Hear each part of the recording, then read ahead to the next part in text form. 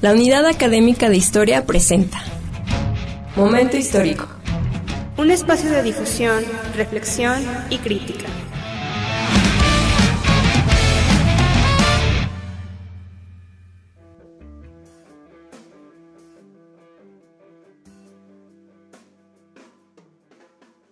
En la primera temporada de Momento Histórico, hablaremos del neoliberalismo en México.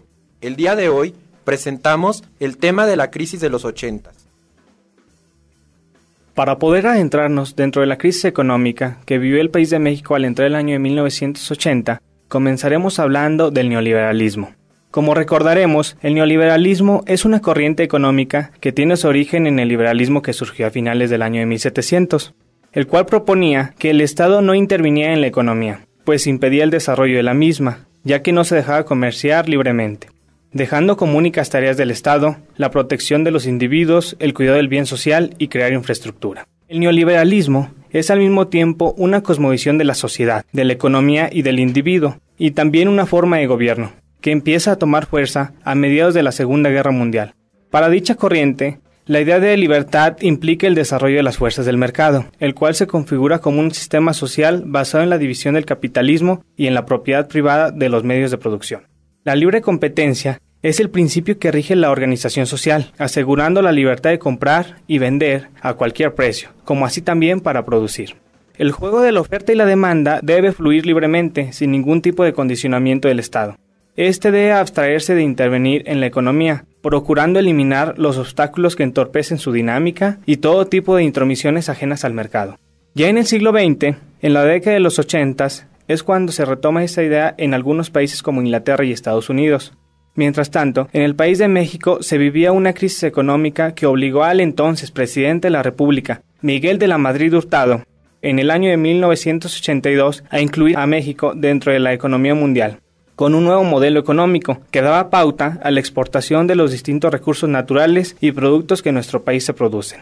Uno de los primeros pasos para incorporar a México dentro de la economía mundial fue el ingresar al Acuerdo General sobre Aranceles y Tarifas, es decir, quitarle los impuestos a los distintos productos para que se comerciaran libremente.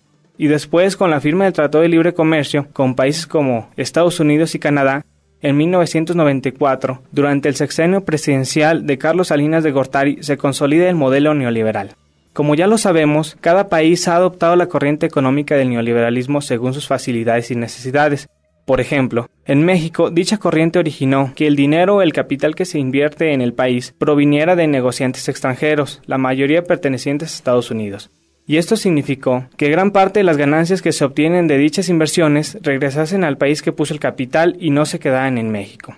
Como hemos observado, el neoliberalismo a la mexicana no ha tomado en cuenta las distintas características individuales de cada región del país, siendo un gran problema porque cada una tiene diferente grado de desarrollo económico. También favorece principalmente a empresas extranjeras y a las grandes empresas nacionales, dejando de lado la micro y mediana empresa, que muchas veces desaparece. Este modelo económico ha causado la desproporción de bienes entre la población mexicana, ya que favorece a una minoría monopolizando las pocas empresas y desprotegiendo al resto.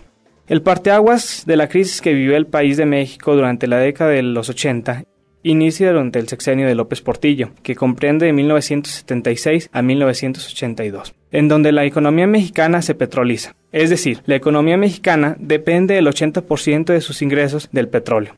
A esto hay que añadirle el hecho de que por medio de la deuda externa se obtuvieron recursos para Pemex, aunque en ese momento no había que darle importancia a dicho hecho, ya que el precio del petróleo se encontraba a altos precios en lo que respecta a nivel mundial. En el año de 1981, el precio del barril de petróleo alcanzó los $45 por barril, mientras que para el año de 1985, el precio del barril llegó a desplomarse hasta los $15. Mientras que para el año de 1985, el precio por barril llegó a desplomarse hasta los $15. Estas variaciones en el precio del petróleo trajeron consigo la denominada crisis del petróleo. Para ese entonces, el presidente López Portillo, antes de terminar su administración, finalizó los pagos de la deuda externa, devaluó el peso mexicano y nacionalizó el sistema bancario junto con otras industrias afectadas por la crisis. Consecuentemente, se generó una devaluación del 400% al pasar el dólar de 22 a 70 pesos. Dicha crisis petrolera provocó que el precio de los productos básicos de la canasta alimenticia, como la tortilla, el huevo, el frijol, la carne, entre otros productos, se incrementaban al doble, lo que produjo la falta de dichos productos dentro de miles de familias mexicanas que por su baja condición económica o por falta de trabajo no podían acceder a comprar dichos productos. La siguiente administración, encabezada por Miguel de la Madrid, constó de ser un sexenio de reformas neoliberales, además de generarse incrementos en el déficit público y el crédito interno. Otro de los aspectos relevantes durante este sexenio fue que se marcó el inicio de una política de contención salarial que se extendió por 10 años. El plan era sacar al país de la crisis mediante la implementación de planes de contención salarial, ya que para ese entonces eran escasas las organizaciones internacionales que accedían a otorgar préstamos a México. Además, se aplicaron duras condiciones para el país por parte del Fondo Monetario Internacional y el Banco Mundial, con lo cual el gobierno optó por tomar una política que consiste en privatizar la industria paraestatal, bruscos recortes de gasto salarial, en eliminar prácticamente los subsidios para el campo, continuas devaluaciones, con lo que se generaron altos índices de inflación, que llegaron hasta el 159.7% anual en el año de 1987.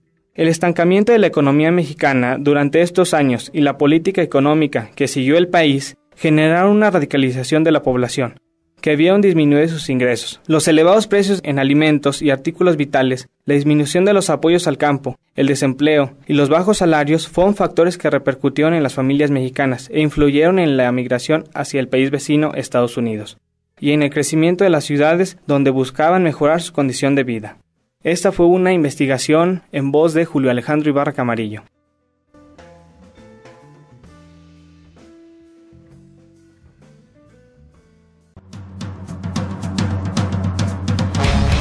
Esto fue Momento Histórico. Contáctanos en Facebook Momento Histórico UAS. Y recuerda, el pasado es historia en la medida en que se conoce.